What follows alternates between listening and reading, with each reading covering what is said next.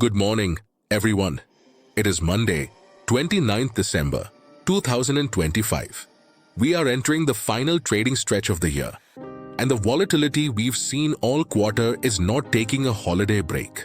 Today's session in Asia and early Europe is digesting a massive weekend of geopolitical maneuvers, while US futures struggle to find direction after the Santa Claus rally hit a wall last Friday. Let's get straight to the numbers. US markets are coming off a flat to negative close from Friday's holiday shortened session, and futures this morning are treading water. Here is where the major indices stand as of the last close.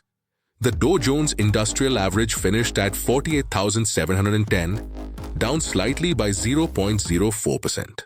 The S&P 500 is hovering just under the 7,000 psychological level, closing at 6,930, down 0.03%. The Nasdaq Composite, heavily weighted by the AI sector which has seen massive churn this month, closed at 23,593, down 0.09%. Volume remains thin, classic holiday trading.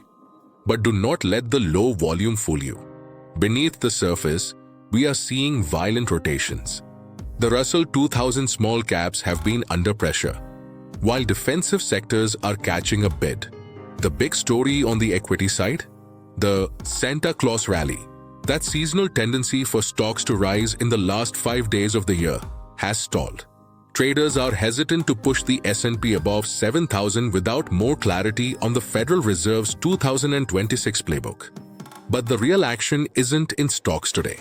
It's in commodities and geopolitics. If you are watching the stock market, you might be missing the historic moves happening right now in precious metals. Silver has absolutely shattered expectations. In early Asian trading today, spot silver hit a fresh all-time record high of $83.21 per ounce. This is a vertical move driven by a perfect storm. Industrial demand from the solar and AI hardware sectors, combined with a massive flight to safety. Gold is also trading with extreme strength.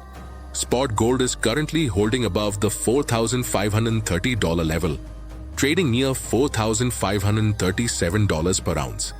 We saw a brief dip below $4,500 over the weekend, but buyers stepped in aggressively. Why the rush to metals? The market is pricing in aggressive interest rate cuts by the Federal Reserve in 2026. The dollar has weakened significantly, down over 10% year-to-date, and that is acting as rocket fuel for hard assets. On the energy front, however, the picture is bleak. WTI crude oil is languishing near $57.10 per barrel. Despite the geopolitical tensions we're about to discuss, oil traders are focused on weak global demand and a potential supply glut heading into Q1 2026. Now, to the macro event that dominated headlines over the last 24 hours. The high-stakes summit in Florida. Ukrainian President Volodymyr Zelenskyy met with US President Donald Trump at Mar-a-Lago yesterday, Sunday, 28 December. The world was watching for a breakthrough in the peace negotiations to end the war in Ukraine. Here is the readout. There is no deal yet. However, President Trump stated that the two sides are, quote, closer than ever before, and suggested an agreement could be 95% complete. Zelenskyy described the talks as a substantive discussion and confirmed that teams will meet again next week to finalize security guarantees. But here is the friction point that spooked markets overnight. The status of the Donbas region remains unresolved. This is the thorny issue Trump referred to. While Kyiv is pushing for security guarantees equivalent to NATO membership, Moscow is digging in on territorial control, compounding the tension. Literally, while these peace talks were happening in Florida, Russia launched a massive drone and missile attack on Kyiv. This fight and talk strategy is keeping risk premiums high. Markets are nervous that if these talks collapse in January, we could see a severe escalation in hostilities. Shifting to the domestic economic picture, we had significant commentary yesterday from Brian Moynihan, CEO of Bank of America, appearing on Face the Nation. Moynihan offered a sobering reality check on the US consumer. He explicitly validated the K-shaped recovery thesis. why the upper third of income earners are spending freely, driving the luxury and travel boom. The lower two-thirds are pulling back significantly. Moynihan noted that for many Americans, incomes are not keeping up with inflation. This comment is critical because it contradicts some of the rosier GDP data we've seen. It explains why, despite the S&P 500 being near 7,000, consumer staples and discount retailers are warning of a slowdown. This feeds directly into the Federal Reserve's dilemma for 2026.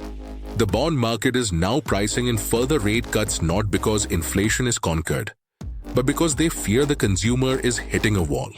The 10-year Treasury yield has edged lower to 4.12% as investors front-run this economic deceleration. Finally, let's look at the crypto markets, which have had a rough quarter compared to stocks. Bitcoin is currently trading in a tight range between $89,000 and $90,000. It surged early this morning in Asia to test the $90,200 level but failed to hold it. The narrative here is changing. We are seeing what analysts are calling the capital order collapse trade. While Bitcoin is struggling to break its all-time highs, it is holding up relatively well given the massive ETF outflows we saw earlier in December. However, the real action is in the altcoins. Ethereum has reclaimed the $3,000 handle, trading at $3,018, up over 2%. Solana is also outperforming Bitcoin today, up nearly 3%. One major news item to note: MicroStrategy has continued its aggressive accumulation, adding another 10,000 BTC in Q4, but the market impact of these buys is diminishing.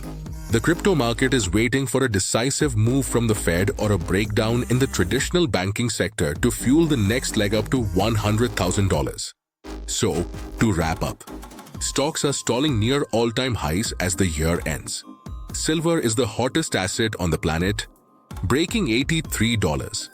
The Trump-Zelenskyy talks made progress but failed to deliver a signed deal, leaving geopolitical risk on the table. We are watching the $4,550 level on gold and the $7,000 level on the S&P 500. If we break either of those today, expect fireworks. I'll be back tomorrow with a deep dive into the specific sectors that could benefit from the proposed Ukraine reconstruction plan. Make sure you subscribe so you don't miss that. Thanks for watching and trade safe.